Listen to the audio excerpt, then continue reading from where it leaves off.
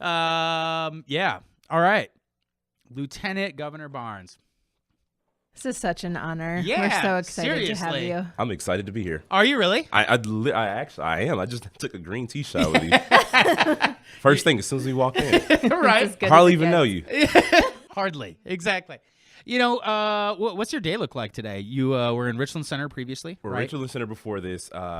Here now, obviously. I got a couple more stops before we get back to Madison. I can look at the calendar right now. We're doing I'm going to tap a maple tree today. Are you really? That's Tap a awesome. maple tree. Yep. Then we're going to do a farm to table school visit with DACAP Secretary Path. Yeah. It's going to be a good day. Sweet. Fun day. Yeah. Awesome. What's your schedule look like since this is, I mean, obviously you've been I'm just involved. going to show you. Yeah, right? Yeah. Oh my See that gosh. calendar? Oh, my. You see that? Yeah. Yes. The That's color coding. Look at that. That's Oh, bananas. my. Is that what you do, Maxwell? Is that like, no? Or is this, he just wrangles you? Like, make sure you Max get. just kinda, Max hangs out. Yeah. Nice. Laughs at jokes when they're not that funny and, like, you know, make sure that you get from place to place. Max makes I the just feel jokes. bad that he doesn't have a chair. Yes, you can grab one from outside. Max has the longest legs in this room. I know. No chair. He's No chair. intimidatingly tall, He has cool glasses, too. right? And a name like Maxwell Love, Max Love. you know that is that's destined for greatness, It is.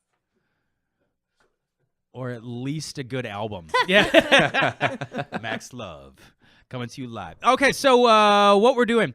We are so excited today on 54665. Rarely, actually every time we do this. I don't know what I'm saying rarely for. We have guests that are inspiring, are changing the world around them, that believe in this idea that we are going someplace together in the future. And we are honored today to invite and have Lieutenant Governor Mandela Barnes with us from the state of Wisconsin. This is bananas. If we had like a clap track, Caleb, can you put one in on the edit? Okay, thank you. I want Here, some. we'll just do one I of want these. some. We'll I want just some clap crowd them noise. in. Yeah, there it is. Yeah. So This is so special. So thank you so much for being with us. Thank you. I'm excited to be here. great. Tell us a little bit about yourself. We just know like the highlights, right? Whatever you can find on Wikipedia or whatever you throw out there on the campaign trail. But give the listeners a little taste of who you are and where you're from. Yeah. So, I mean, I guess you can go on Wikipedia. You can. In addition to that, I mean, just the regular me. Born and raised in Milwaukee. Went to Alabama A&M University for college. Came back to Milwaukee after that. After I finished school, and boom, Lieutenant Governor. I mean, there are a few stops in between.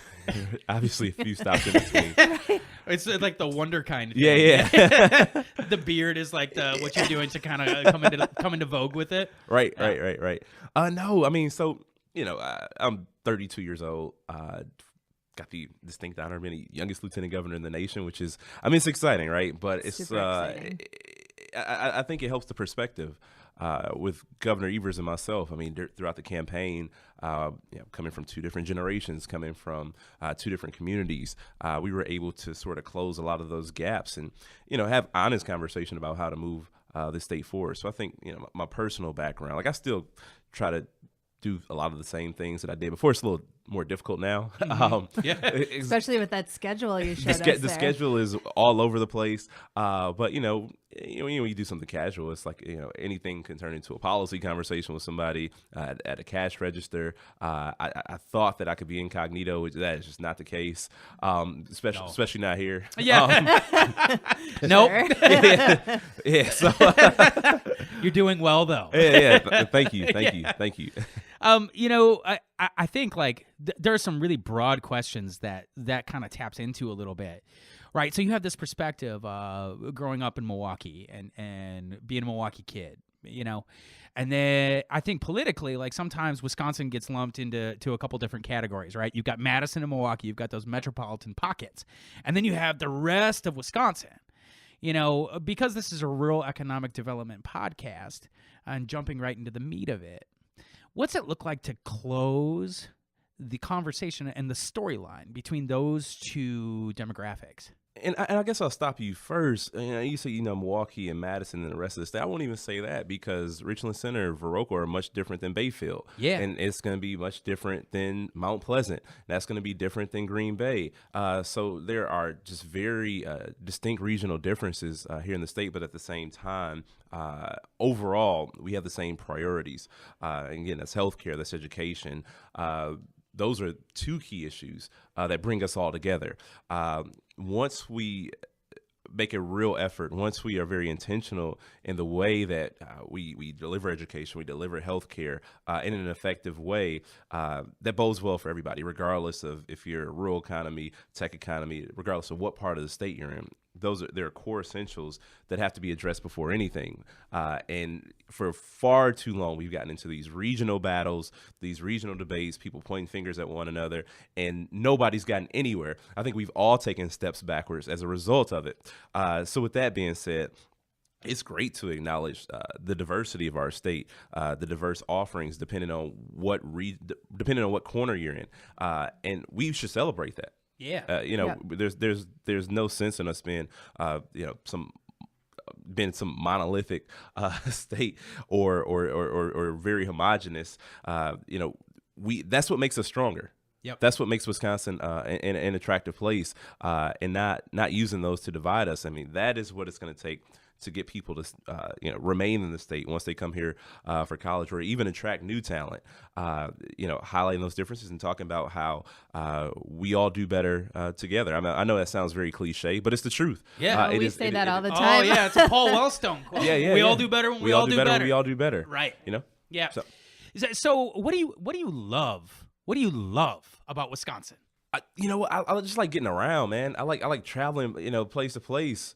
And like I said, whether they're the cultural differences, depending on where you are, and there's still, differences in landscape. Yeah. Also, we got some great waterways here in Wisconsin. I attempted to go ice fishing. Yeah, you got a fishing license, right? Yeah, I am a licensed fisherman. I warn people to hide the trout. And we'll take you fly fishing sometime. Yeah, I would do that, but apparently people actually did hide the trout. Yeah. And so I couldn't find them.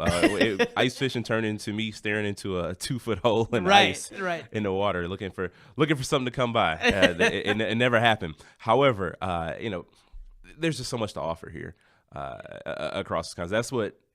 That's initially, I think, one of the bigger reasons why I decided to run for statewide office, so I can have a chance to get out and explore more. Of course, I love home. I love the district that I represented.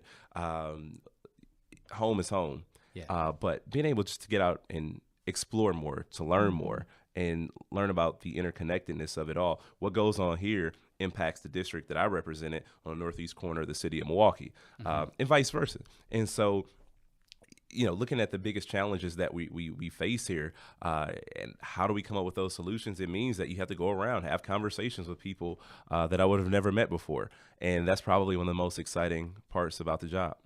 I would imagine that's difficult too, right? Yeah. Not all the conversations are positive. No, not always. Not always. Not always. How do you deal with that, right? The thing too, the least positive conversations happen in the Capitol. Yeah, I bet. So that's why it's fun to get out more. Regardless, when you talk to people, people don't want to be governed in a partisan manner. Like healthcare, that is a real issue for people. The overall cost of healthcare, whether you're a Medicaid recipient or not, is a real issue. Yep. The quality of education and higher education, the college affordability, that is a real issue. It doesn't matter what party you're in, and also other democracy issues like gerrymandering. That is a huge issue for people. And people overwhelmingly support nonpartisan form of redistricting because that is the only reason why issues like expansion of healthcare are facing so much resistance in the legislature, because you have people who come from these illegitimately drawn districts. And I've seen like the wildest thing where people accuse Governor Evers of living in some liberal bubble. Meanwhile, they're living in a gerrymandered bubble, which allows them to continue to be reelected despite governing counter to the interests of overwhelming majority of people in this state. I would agree with that completely. Yeah. I mean, and I think so much of that perception I think what you're doing actually is trying to challenge that perception. You know, I think that the Wisconsin idea over the last 8 years has been really challenged. Mm-hmm. And if you were to create like an identity or a narrative going forward, right? You've got 4 years for sure. Let's hope many, many more. Find some wood to knock on quickly. There you go. Maybe. Okay, yeah, great. There it There's is. an actual there it piece is. of wood. Exactly. That's our. That's The driftwood. Yeah, the driftwood. Exactly, in the driftless. If you had to shape that identity, you know, you get a chance. You get to put your fingerprint on this place. What's that look like? Yeah, I want Wisconsin to be a place of opportunity. I mean, that's what I talked about in the primary campaign ad nauseum. And you know, there are so many perceptions that we're trying to change. You know, especially here in a place like Wisconsin, where we've been consistently ranked as the worst place to raise a black child. Yeah. You know, we have the highest rate of black male incarceration. We have the most extreme gaps in education and in income and from an economic perspective. So those are issues that we have to address. But the more I'm able to get out, because I used to always ask that during the primary, it was like, how you doing up north? which means how you doing where there are no more black people. So, oh man. and those are, and I found that like I oftentimes had some of the most productive conversations the farther I got out, because we were challenging, you know, preconceived notions. We were challenging opinions that people may have had before, as it related to just. As it may have related to politics or just you know, in any social aspect of life in this state. Yeah. And so we want to be sure to try to continue that. Not even try. We want to be sure to continue that. And also, like I said, a place of opportunity where it doesn't matter, you know, your zip code, doesn't matter where you come from, doesn't matter family's last name or income. You should have a chance to get ahead, because you know I know so many people who I grew up with, people who I lived around, who unfortunately, you know, life dealt them a different hand. Yeah. And the difference for me, like I talk about, you know, my parents being there, always being over involved. Yeah. Still to this day, my dad called me this weekend. He's like, "Oh, son, we got to talk." I was like, "All right." Well, I got to leave in the morning, like around 8. He's like, "I'll come around 7." I was like, "No, you cannot. No, you cannot. No, you cannot come around 7." Awesome. That's what you get. That's one of the perks of being lieutenant governor. You can finally put up that barrier between like, Dad, Yep. and you just make sure Scott doesn't let him in. Yep. Sorry. You know, but that being said, though, this is a great segue. Man, this is just working out so well. It's awesome. All the questions. I think that brain juice is really hitting you. Me? Am I doing well? It doesn't take long. It doesn't. No, it's. Were you on an doing empty great. stomach and went straight to? It's all in your blood already. Yeah. It's either that or that Wisconsin identity thing that's getting me all fired up. But no, like you talked a little bit about your dad. Role models. Who are your role models? I mean, I feel like it's a cop out because it's just the easiest answer just to say. I mean, but like honestly, I don't think I'd be here if it weren't for, you know, Barack Obama. Yeah, sure. Like you know, just like watching him even back in 2004, so 15 years ago. Yeah. When he gave that DNC speech when he was just a state senator, running for U.S. Senate. I mean, that was probably one of the more inspiring moments. One of the things I can really look to and say, yeah, that was pivotal for me. It kind of helped change my course in life. So that's the easy answer. Sure. But it's the real answer. Yeah, that's awesome. What a good role model. Yeah, that's fantastic. So a lot of our listeners are paying attention to this program because they're either looking to start a small business or they are actively a small business in a rural community. How does your administration plan to differentiate yourself in terms of aid and support to rural small businesses compared to the previous administration? Right. I think it starts with listening, going places and having conversations that may not always be the most fun conversations, but can end up being the most productive conversations. Yep. And I think that this administration has shown that we aren't afraid to challenge. And that means going out, actually talking to people in very public ways, like when we did our budget listening sessions before we took office, right? That was an initiative to get feedback from people, not just to promote our own ideas, not even to promote our own ideas at all, to get input from regular, everyday people in the state of Wisconsin to know what they felt had been missing for the last 8 years or even longer. So with that being said, it's the same approach with the business community. You know, I spoke at MMAC luncheon a couple weeks ago. Governor Evers is consistently in talks with different business organizations and business leaders as well. I mean, we understand the importance of small businesses, and I don't think that was particularly the focus of the previous 8 years. I mean, you can look at a Foxconn. It's literally, putting all your eggs in one basket for a fox. Yeah, right? It's just ironic. Ironic. Not even Max Love could have storyline that better. Yeah. Maybe he could have, actually. Right. He's doing the nod, though. Yeah, right. So. But that's the thing, right? Like how much, if we were looking at how we could spread that money out, more equitably and in a more effective way. I mean, we've been dead last in new business startup growth. I think that the culture and the climate hasn't been really fertile for new and small businesses, and that's something we absolutely have to change to drive our economy. You look at some of the largest manufacturers, how they're fading away or are virtually gone from the state. The same manufacturers that employed my father, my grandfather, they don't exist anymore. The ones that are still around, those wages are not what they even were from my dad. Right. That's not even adjusted for inflation, right? Like we're talking about actual dollars, and that's a problem. And if we can help support people with bright ideas, that means making sure that people are able to take risks.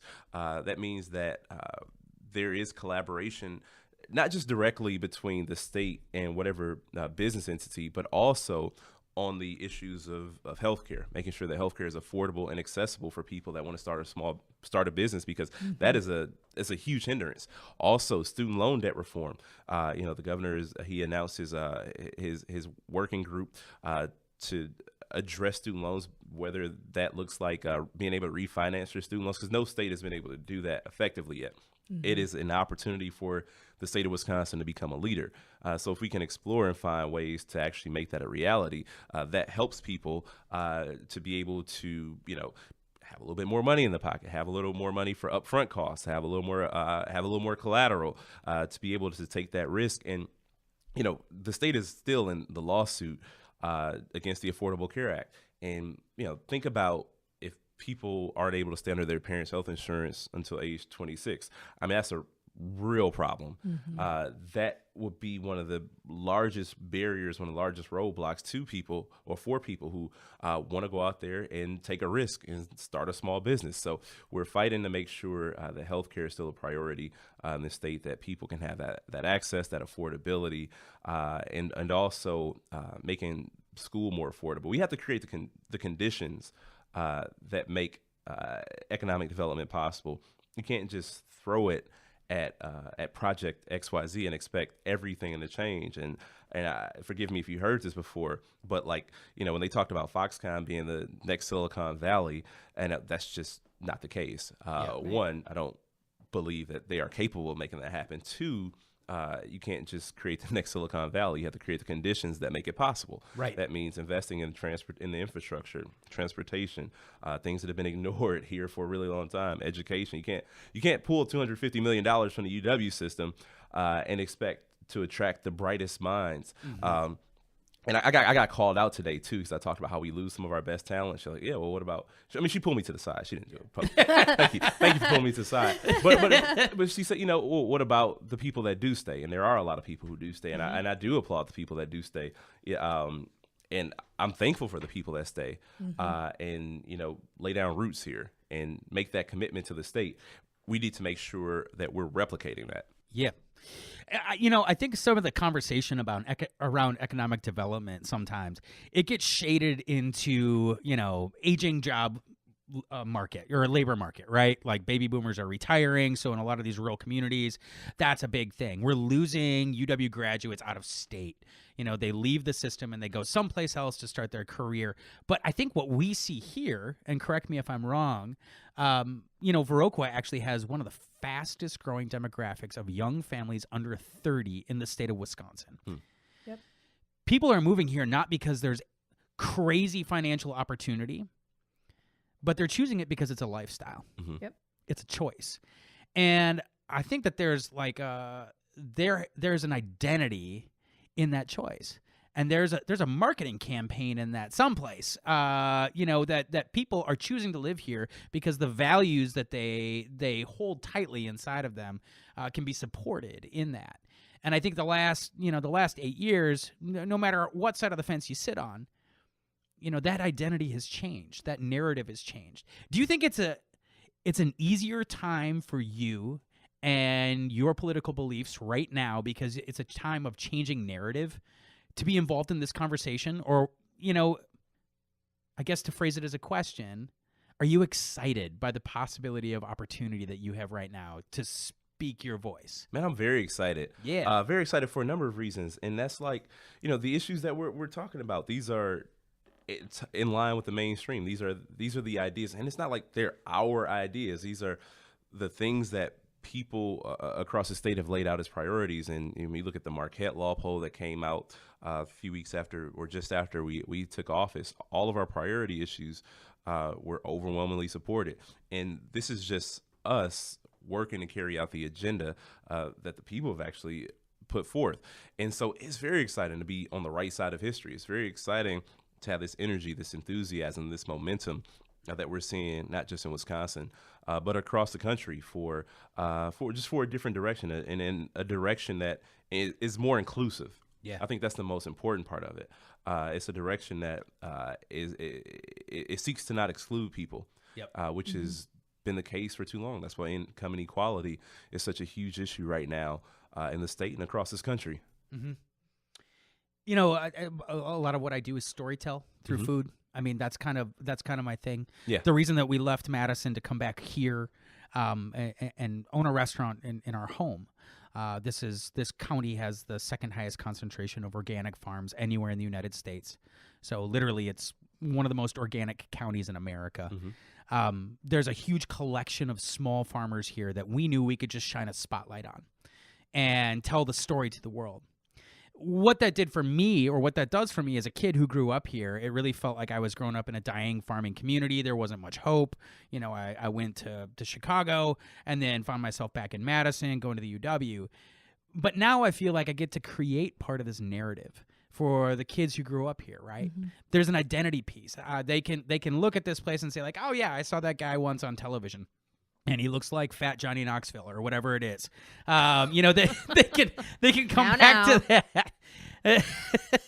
Well, we can't say that. I mean, that was the best. That was the sickest burn somebody ever laid on me. I thought it was great. I use it all the time.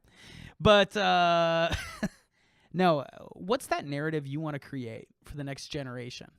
What is that? And I guess it's sort of similar too for young kids growing up in the city in the Milwaukee who haven't always had the most positive examples, who may see me on the news, or see me in the classroom, and have not had a chance to see anybody or see people in leadership positions as much as they should see them, or anybody that they've ever known to be in a leadership position hasn't necessarily had the experiences that they've had, whether it's looking like them or going to the same school that they went to, or going to the same church, or knowing the same people. Like sometimes I go to these schools and then my friends' kids are there. And so it's like, you may have just seen me at your house. And now, awesome.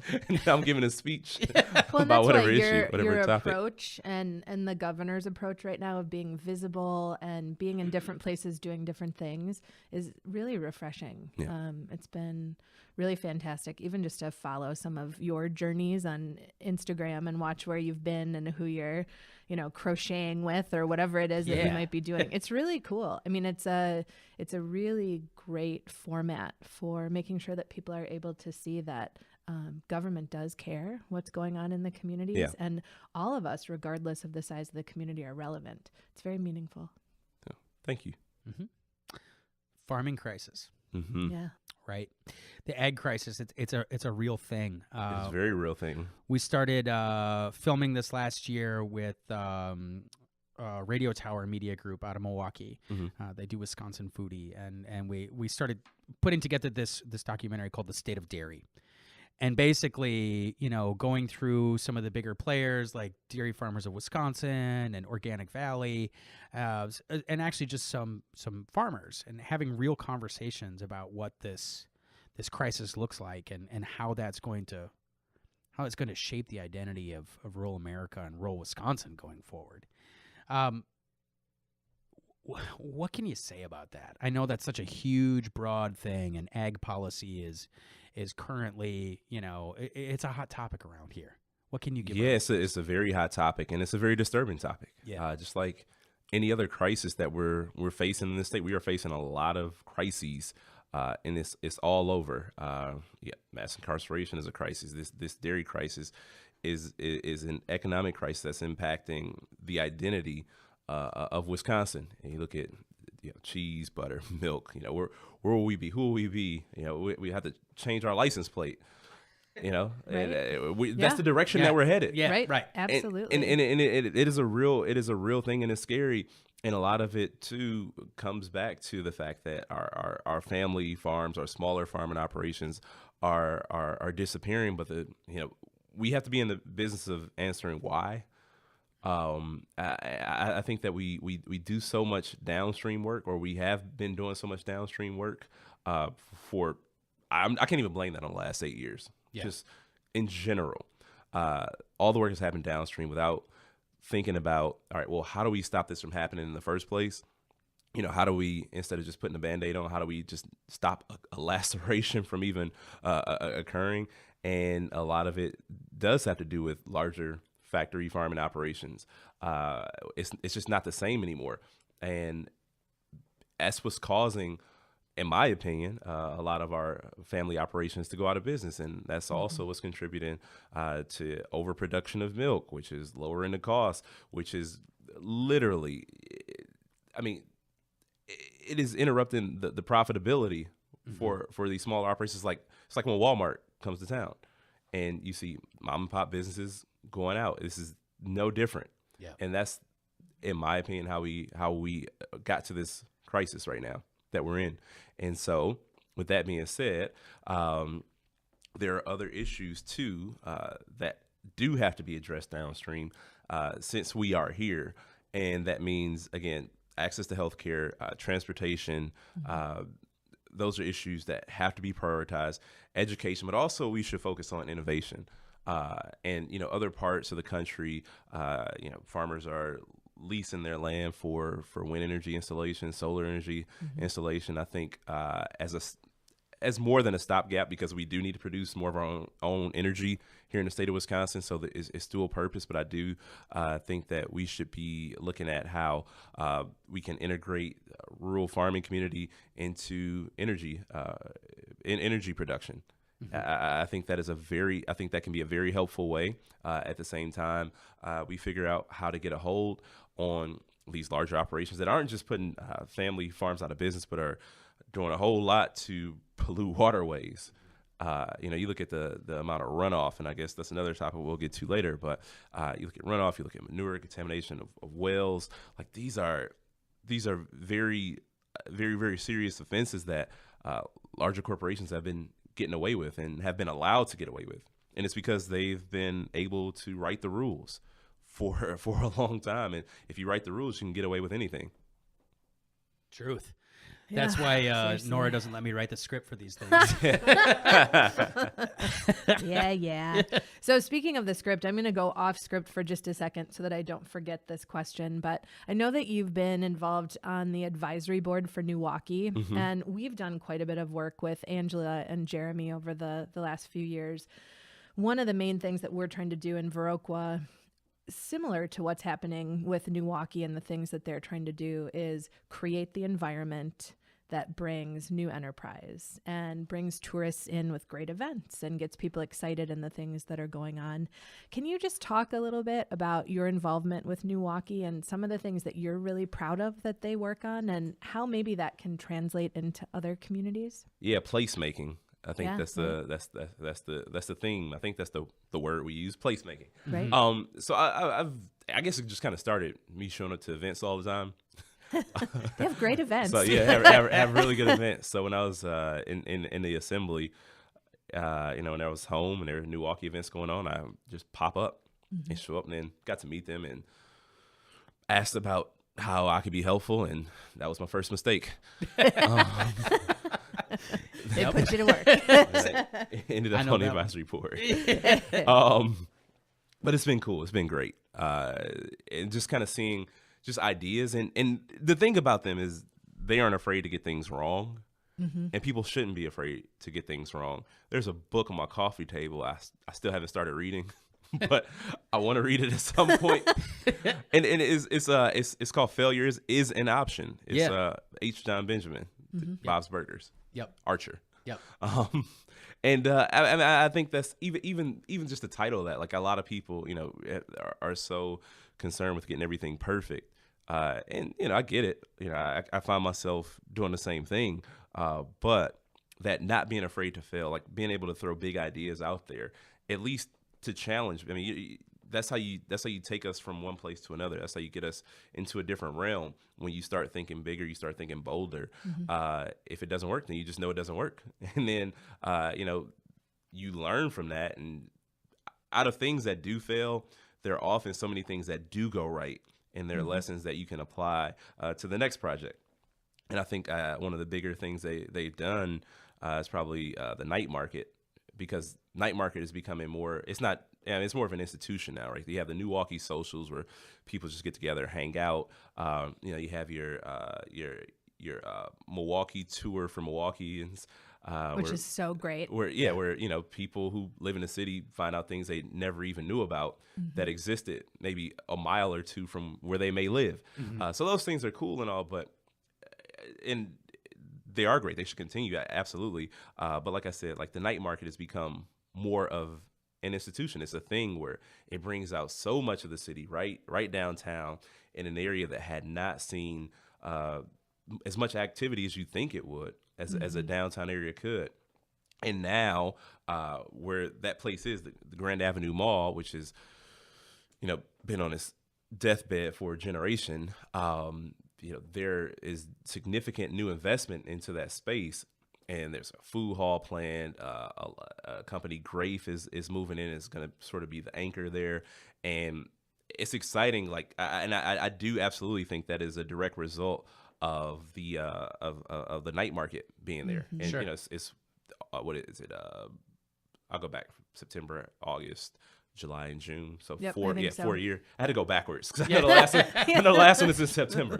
Yeah. And I mean, it's just an exciting time for people to come out, makers to come out. Yep.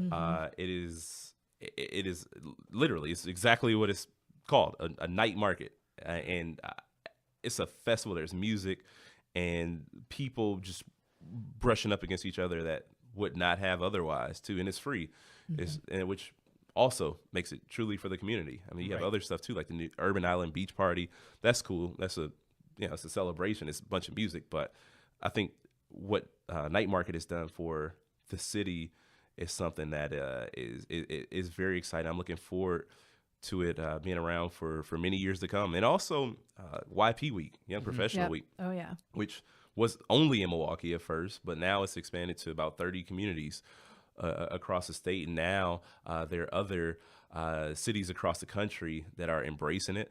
And, I'm just going to say this here on the radio show. That is an attempt to repatriate some people. Sure. Yeah. to reclaim some talent. Yep. We do it across the country and stay in direct communication with those folks and let them know about what all we have to offer here in the state of Wisconsin. Evangelize. Yep, Completely. Absolutely. Yep. Yeah.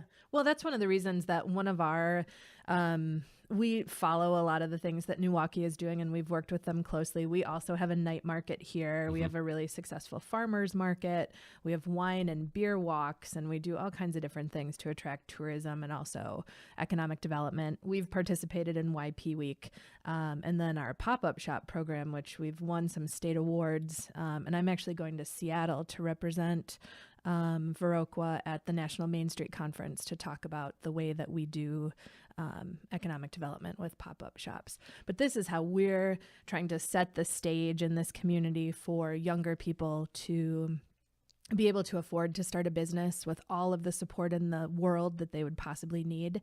And because of the program, we're actually changing the footprint of downtown Viroqua. So we have more women opening businesses, younger people opening businesses.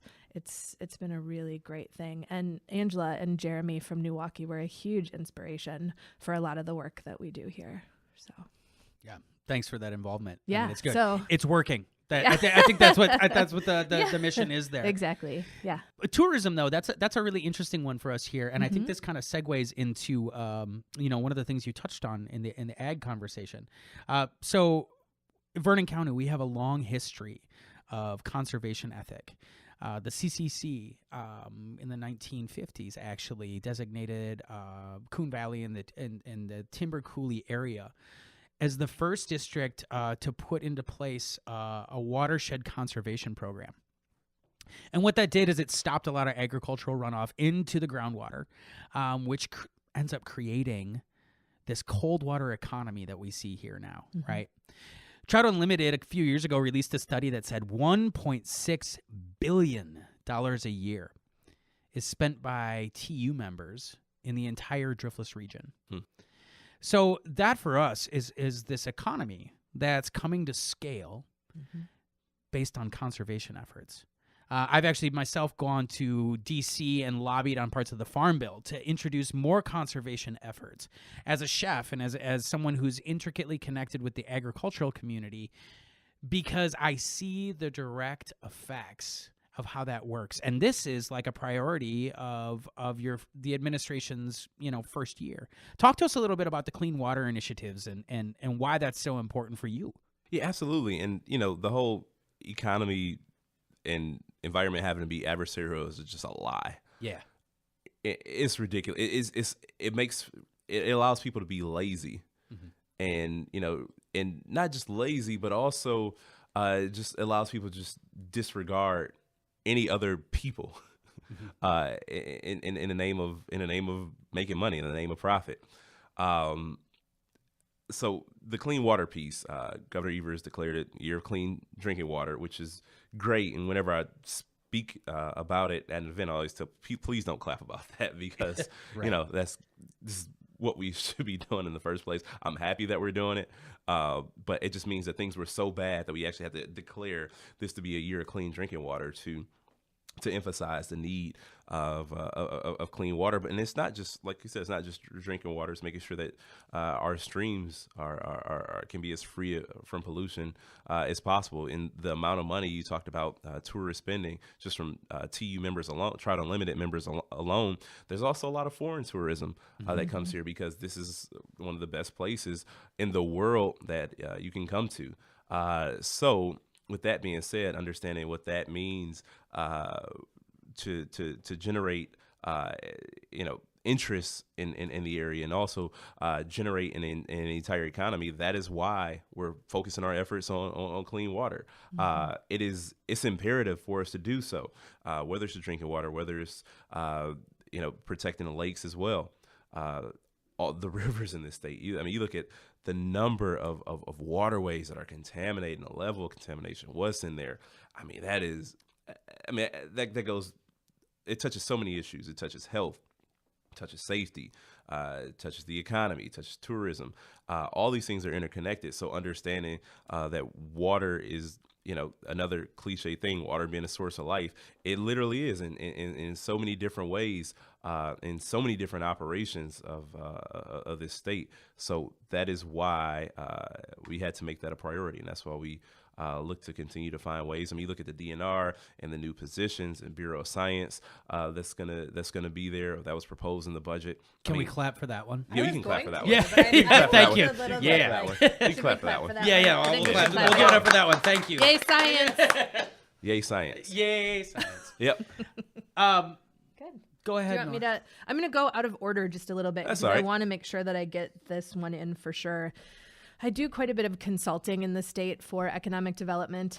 And one of the things that I'm seeing between urban communities and rural communities is that some of the rural communities can be like decades behind in terms of very simple things, whether it's effective zoning or programming that benefits businesses or communities. Can you speak to that a little bit? I know that there are,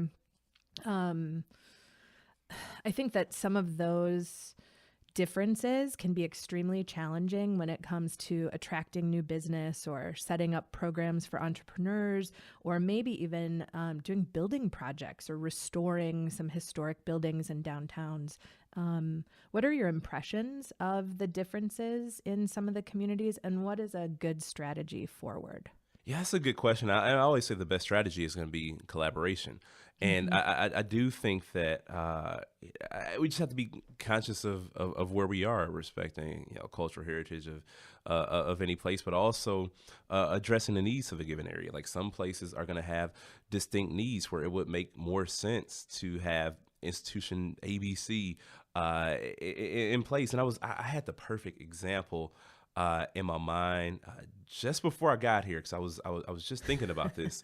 And now it escapes. The brain juice isn't working. Oh no! It wears off really quickly. It wears off really quickly. You gotta get it out in the first 15 minutes. It's like, go. Yeah. But like, okay, so if we're looking at so some communities are just gonna have to totally transform economies, right? And so it requires innovative approach, and there's not a one size fits all approach, right? Like you literally have to go in there and address specific needs, and it involves listening. It involves listening, but that involves bringing the community in as well. I mean, because the opinion of people who have been in a certain area, who have the ties to wherever you are, that shouldn't be disregarded. It can't be disregarded in the conversation about how to move it forward. So I'm not trying to walk away from that question, but it just.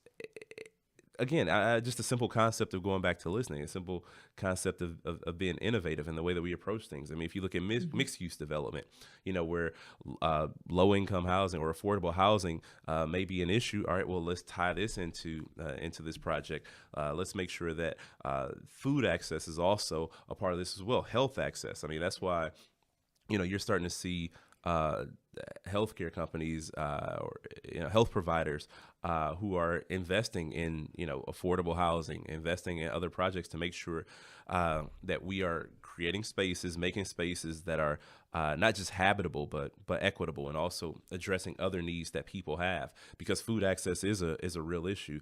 Healthcare access is a real issue where it's affordable, it's not always accessible, or it's accessible, it's not always affordable. So to the degree that we can bring all those together to create more whole communities, I think we'll be in a much better place. I would agree. Access is such a huge piece. Like the Sherman Park Phoenix. Yep. Right? Watching that project come into existence, and then watching people fill that space and like pump vitality into it, and everybody, at least on the outside in the Milwaukee community, seems really, really excited about that. And I think that is like a great example, again, that Milwaukee's kind of laying down a prototype for, that the rest of the state can follow. Yes, especially in a place where it would have been this whole project would have been advised against. Right. Yep. Where people said, no, why would you do that? That's dumb. That doesn't make sense. And it takes being bold. It takes being having the audacity to challenge what people or what we think are good ideas and what are bad ideas. And again, it's about not being afraid to fail as well. Mm-hmm. Mm-hmm. What's the hardest part of your job? That calendar I just showed you. That's easily the hardest part. The calendar, man. Yeah. It's good though. Like I said, I looking at the calendar is more stressful than actually going about the day. Yeah. Because you always meet new people, learn new things. Mm-hmm. I got a couple questions after the show. I was looking for one of these, so I need one. I need two of those. I need 2 plant pot holders. Nice. So that's Nora. So we'll figure that part out. Yeah, we'll talk about that. Yeah, we'll talk about that. But yeah, I mean, that's probably the toughest part. Yeah. But I enjoy it, and we got a lot of work to do. Mm-hmm. We talked about during the campaign how we want to be active and visible, and we are being active and visible. Yeah. And so. Yeah. Yeah. Weedick. Yeah, There's $1 million question. Yeah, we need to. Oh, that might be the hardest part. Yeah, that might be the hardest part. So the legislature too. Yeah. The legislature. The legislature is very difficult now that I think about that. Yeah. Yeah, you guys are fighting an uphill battle in that one. Certainly fighting an uphill battle. Governor talked about having one of the strongest veto authorities. And so, Yeah. Tony, mild-mannered guy, Yeah. walk softly, carry a big veto pen. Yeah, exactly. Yeah. And that's a good piece to kind of hold in there. Yeah. Exactly. So WEDC for us. So go speaking ahead. of WEDC, one of the things that has been so beneficial to me since I've been in my position, this is in June, it'll be 5 years in this position, is I've worked really closely with the Wisconsin Main Street program. So we are a Chamber of Commerce and a nationally accredited Main Street organization in one office. So in most communities, they are separate. The resources that have been available to us in Viroqua through the Wisconsin Main Street program have been absolutely invaluable, from renderings for building projects to grants for the pop-up program, so many different educational opportunities, placemaking, marketing, all of these other things.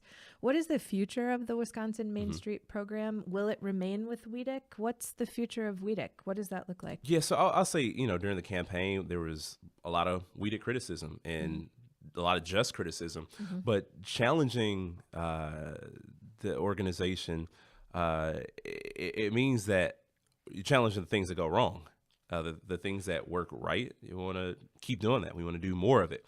It means that we want to filter out the bad. Whether it was the previous culture of not being very responsible when it came to lending, when it came to where a lot of these investments were actually being made, making sure that that's spread around in a more effective way, and not ending up with another Foxconn. So I think that's where what our biggest concern has always been. I can't speak to what's going to happen in the future. That's up to the governor. Sure. However, it doesn't mean even if we were to get rid of it completely, that doesn't mean that we don't have. That doesn't mean we're left with nothing. Yeah. Right. Yeah. That means that whatever comes as a result is something that's going to be more effective, something that's going to be more efficient and more transparent. That's all we're looking for. And again, like I said, the programs that work, we want to continue those. We want to use those as models in even more places. So when people like you step up and speak up about how impactful the support has been, and from that regard, we take that. Max is writing this down right now. I'm not even looking at it, but I'm sure that Max is taking notes about that right now. There's some nodding going on. So To be that's fair, good. for listeners out there, Max is currently on 2 phones right now. Like, this guy, I've never seen it. It's like,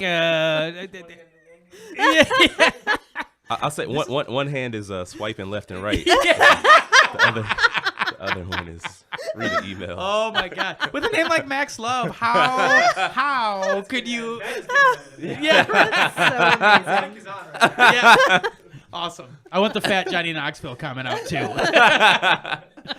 Yeah, right. Exactly. Yeah, right. So, I guess I don't know. Yeah. Is there anything else that we missed that you wanted to? Do you want to talk about budget?